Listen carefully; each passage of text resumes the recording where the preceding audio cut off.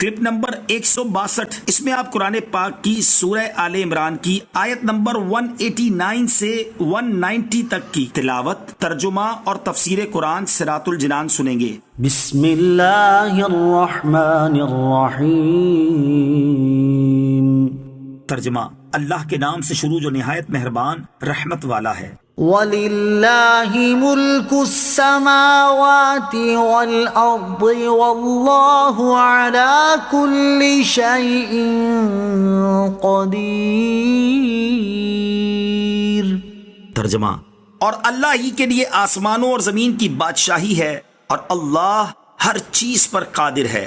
وَلِلَّهِ مُلْكُ السَّمَاوَاتِ وَالْأَرْضِ، اور اللہ ہی کے لیے آسمانوں اور زمین کی بادشاہی ہے۔ اس آیت میں ان گستاخوں کا رد کیا گیا ہے جنہوں نے کہا تھا کہ اللہ عز و جل فقیر ہے۔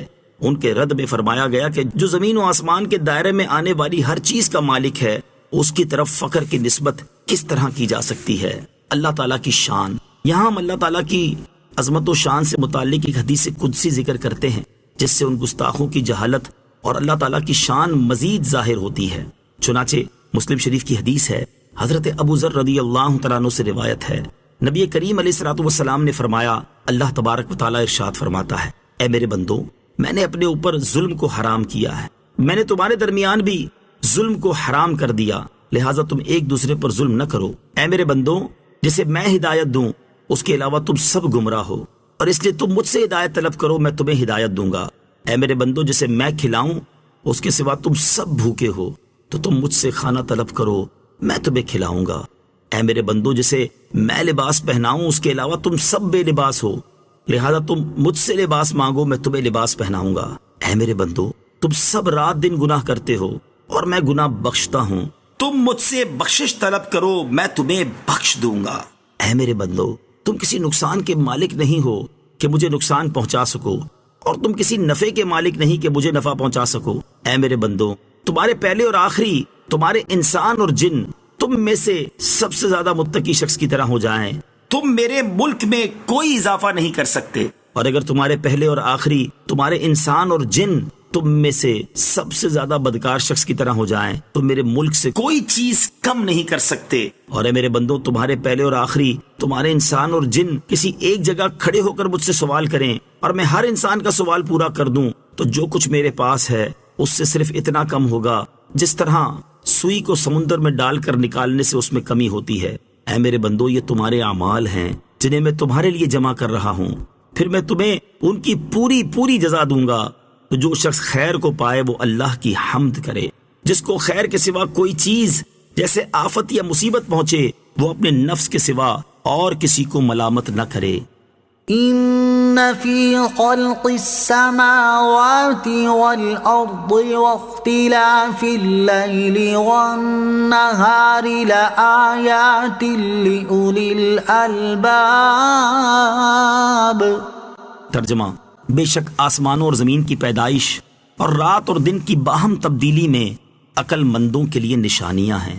لآیات لأولی الالباب، عقل مندوں کے لیے نشانیاں ہیں۔ بخاری شریف کی حدیث ہے، حضرت عبداللہ ابن عباس رضی اللہ تعالیٰ عنہما فرماتے ہیں، میں حضرت میمونہ رضی اللہ تعالیٰ عنہا کے گھر رات میں ٹھہرا اور اس دن سرکار دو عالم علیہ الصلوۃ والسلام بھی ان کے ہاں آرام فرما تھے۔ جب رات کا تہائی حصہ گزرا تو آپ علیہ الصلوۃ والسلام بیدار ہوئے، پھر آسمان کی طرف نظر اٹھا کر ان آیات مبارکہ کی تلاوت فرمائی۔ ایک روایت میں ہے کہ تلاوت کے بعد ارشاد فرمایا، اس پر افسوس ہے جو یہ آیت پڑھے اور اس میں غور نہ کرے۔ سائنسی علوم حاصل کرنا کب باعث ثواب ہے؟ اس آیت سے معلوم ہوا کہ علم جغرافیہ اور سائنس حاصل کرنا بھی ثواب ہے جبکہ اچھی نیت ہو، جیسے اسلام اور مسلمانوں کی خدمت یا اللہ تعالیٰ کی عظمت کا علم حاصل کرنے کے لیے، لیکن یہ شرط ہے کہ اسلامی عقائد کے خلاف نہ ہو۔ اس آیت مبارکہ میں آسمان و زمین کی تخلیق میں قدرت الہی کی نشانیوں کا فرمایا گیا ہے، لہٰذا اسی کے پیش نظر اس تفکر کی ایک جھلک آپ کے سامنے پیش کرتے ہیں۔ امام غزالی رحمۃ اللہ تعالی علیہ فرماتے ہیں، قدرت الہی کی چھٹی نشانی آسمانوں ستاروں کی مملکت اور ان کے عجائب میں ہے، کیونکہ جو کچھ زمین کے اندر اور روئے زمین پر ہے وہ سب کچھ اس کے مقابلے میں کم ہے۔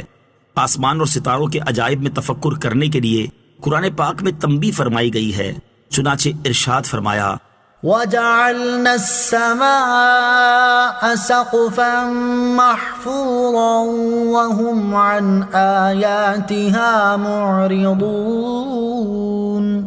ترجمہ، اور ہم نے آسمان کو ایک محفوظ چھت بنایا اور وہ لوگ اس کی نشانیوں سے منہ پھیرے ہوئے ہیں۔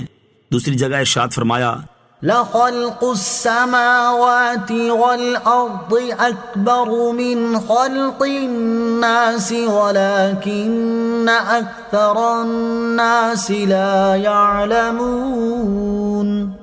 ترجمہ، بے شک آسمانوں اور زمین کی پیدائش آدمیوں کی پیدائش سے بہت بڑی ہے، لیکن بہت لوگ نہیں جانتے۔ تو تمہیں حکم دیا گیا کہ زمین و آسمان کی تخلیق میں غور و فکر کرو۔ آسمان کی نیلاہٹ اور ستاروں کی ٹمٹماہٹ کو دیکھ لینا غور نہیں کہ یہ تو جانور بھی کر لیتے ہیں، بلکہ مقام افسوس تو یہ ہے کہ تو اپنے عجائب اور اپنی ذات کو جو تیرے پاس ہیں اور وہ زمین و آسمان کے عجائب کے بنسبت ایک ذرہ بھی نہیں جس کو تو پہچان سکتا، تو پھر زمین و آسمان کے عجائب کو کیسے پہچان سکے گا؟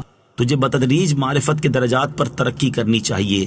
تجھے پہلے اپنی ذات کو پہچاننا چاہیے، پھر زمین اور اس کی تمام اشیاء کا عرفان حاصل کرنا چاہیے، پھر ہوا، بادل وغیرہ کے عجائب کی پہچان کرنی چاہیے، پھر آسمان اور ستاروں کی معرفت حاصل کرنی چاہیے، پھر کرسی اور عرش کو پہچاننا چاہیے، پھر عالم اجسام سے نکل کر عالم ارواح کی سیر کرنی چاہیے، پھر فرشتوں، جنوں اور شیطانوں کو جاننا چاہیے، پھر فرشتوں کے درجات اور مقامات کا عرفان حاصل کرنا چاہیے، آسمان اور ستاروں کی گردش، ان کی حرکت اور ان کے مشارق و مغارب کو دیکھنا چاہیے کہ ان کی حقیقت کیا ہے، ستاروں کی کثرت پر غور و فکر کرنا چاہیے، انہیں کوئی بھی شمار نہیں کر سکتا، ان میں ہر ستارے کا رنگ مختلف ہے، کچھ چھوٹے ہیں اور کچھ بڑے ہیں، پھر ان میں سے ہر ایک کی شکل مختلف ہے، مثلا کچھ بیل کی شکل کے ہیں اور کچھ بچھو کی شکل کے۔